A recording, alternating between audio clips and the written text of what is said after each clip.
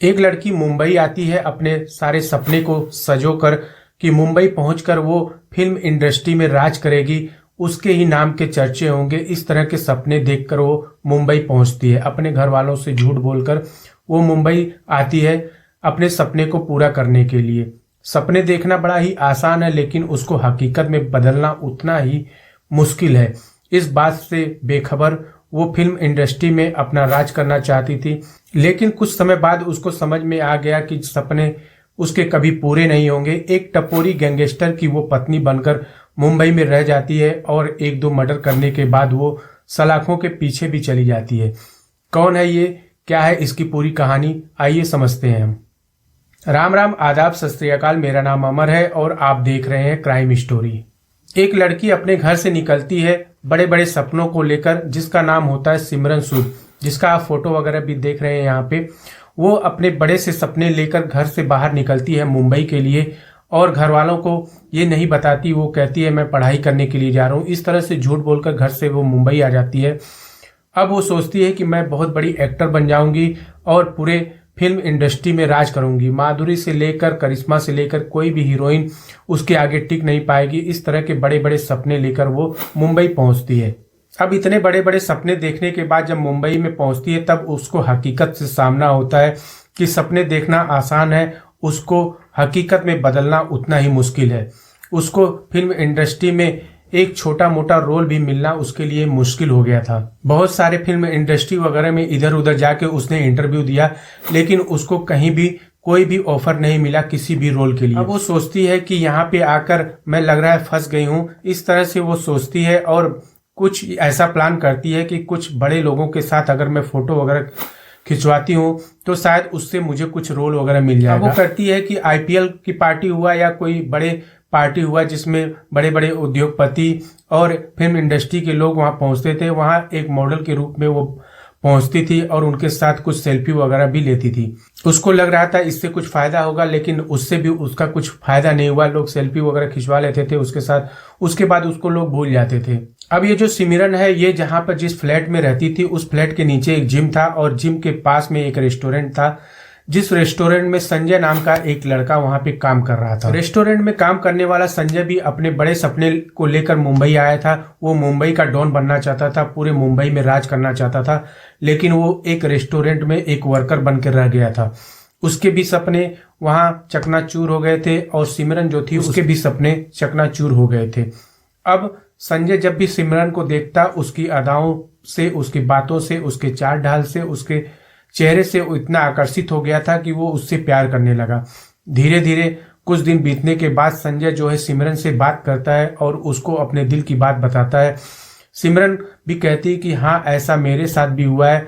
जो तुम सपने लेकर आए हो पूरे मुंबई में राज करने के लिए, मैं भी ऐसे ही सपने लेकर आई हूँ मुंबई में राज करने के लिए, लेकिन यहाँ कोई ऑफर नहीं मिल रहा है और खाने के भी लाले पड़ने वाले हैं यहाँ पे। अब इस तरह से बातों का सिलसिला आगे बढ़ता है दोनों का, और कुछ दिन बाद दोनों आपस में बात करते हैं कि हम लोग शादी कर लेते हैं। दोनों की शादी में भी बड़ा अच्छा संजोग बन रहा था। दोनों की कुंडली लगभग सेम मैच कर रही थी, कोई दिक्कत नहीं था। शादी वगैरह होने के बाद अब सिमरन और संजय एक खतरनाक प्लान को अंजाम देने के फिराक में थे। ये दोनों लोग प्लान करते हैं कि अगर तुम अपने हुस्न के जाल में बड़े बड़े उद्योगपतियों को, एक्टर को और ऐसे तमाम फिल्म इंडस्ट्री वालों को फंसाती हो, और उसके बाद हम लोग उनको ब्लैकमेल करेंगे और उनसे मोटे अच्छे खासे पैसे ऐंठेंगे। सिमरन को भी ये प्लान बड़ा पसंद आता है। वो सोचती है कि इतने टाइम से तो हाथ पैर मारकर कुछ हासिल नहीं हुआ फिल्म इंडस्ट्री में, अब चलो ये भी करके देखते हैं। उसका आइडिया वहां पे काम कर जाता है और सिमरन जो है बड़े पार्टी में जाती है और उद्योगपतियों से मिलती है।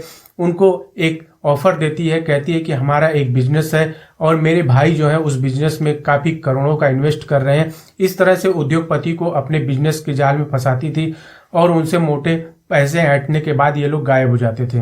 कुछ लोग इसके झांसे में नहीं आते थे सिमरन के, तो सिमरन उसके साथ फोटो वगैरह क्लिक कराती थी, आपत्तिजनक स्थिति की कुछ फोटो वगैरह। उसके जरिए वो उन लोगों को ब्लैकमेल करती थी और उनसे मोटे पैसे ऐंठने लगी थी। समय बीतता गया, धीरे धीरे करके उनके पास ज्यादा अच्छा खासा पैसे भी इकट्ठे हो गए थे सिमरन और संजय के पास, लेकिन उम्र का पड़ाव भी धीरे धीरे अब बढ़ रहा था। उसके हुस्न जो है वो कमजोर पड़ रहे थे, उसका चेहरे की रंगत थोड़ी ढीली पड़ रही थी।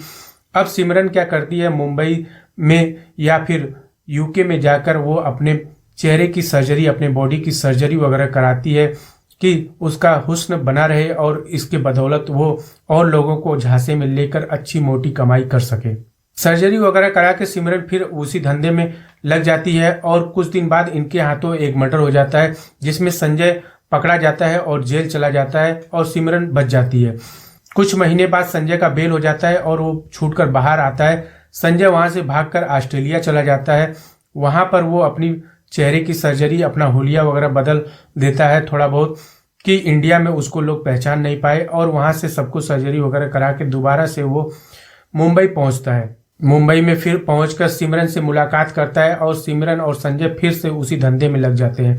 अब वो बड़ा प्लान करने की कोशिश करते हैं। वो इस तरह से किसी को अपने झांसे में सिमरन लेती थी और उसको किसी सुनसान जगह पर बुलाती थी और उसको वहां पे लूटती और उसको ब्लैकमेल करती और काफी सारे पैसे उससे ऐंठने की कोशिश करती। इस तरह से इनका धंधा चल रहा था। उसी बीच एक छोटा प्रोड्यूसर करण कक्कड़ नाम का वहां पहुंचता है मुंबई में। अब ये जो होती है सिमरन, उसकी नजर उस पर पड़ती है। उसको लगता है कि ये अभी नया नया इंडस्ट्री में आया, इसको फंसाना बड़ा ही आसान होगा। उससे वो बात करती है, कहती है कि हम लोग एक फिल्म बना रहे हैं, मैं और संजय, इसमें एक एक्टर की जरूरत है, तुम उसमें बहुत फिट बैठ रहे हो। इस तरह से बातें करके उसको अपने जाल में फंसा लेती थी और उसको एक फ्लैट में ले जाकर उसको कहती थी कि यहाँ पे हम लोग सीन करेंगे, खुद शूटिंग वगैरह यहाँ पे होगी, चलो उस साइट को देख लो। अब वो संजय के साथ वो प्रोड्यूसर वहां पे पहुंचता है और उसके बाद इससे लूटपाट करते हैं और वहीं पर इसका मर्डर करके ये लोग वहां से निकल जाते हैं। अब पुलिस वाले ये मर्डर का हिस्ट्री को सुलझाने में लगे हुए थे, तभी कुछ ही दिन बाद सेम ऐसा ही मर्डर एक और प्रोड्यूसर डायरेक्टर के बेटे का हो जाता है। अब पुलिस को कहीं ना कहीं शक हो गया था कि हो ना हो इन दोनों मर्डर के पीछे एक ही लोग का हाथ है। काफी खोजबीन करने के बाद पुलिस वाले जब एकदम से एक्टिव हो जाते हैं, तब उनको इस सिमरन का फोटो वगैरह मिलता है और संजय का फोटो मिलता है। उसके आधार पर इनकी गिरफ्तारी करते हैं पुलिस वाले। अब पुलिस वाले इन दोनों को गिरफ्तार करके उसके बाद इनको जेल के सलाखों के पीछे डाल देते हैं। कहाँ एक बड़े सपने को देखकर ये दोनों लोग, कोई एक्टर बनने चला था तो कोई मुंबई का गैंगस्टर बनने चला था, लेकिन हकीकत में ये लोग जेल की सलाखों के पीछे चले गए। मुंबई का ना तो कोई एक्टर मशहूर बन पाया और ना ही कोई गैंगस्टर मशहूर बन पाया।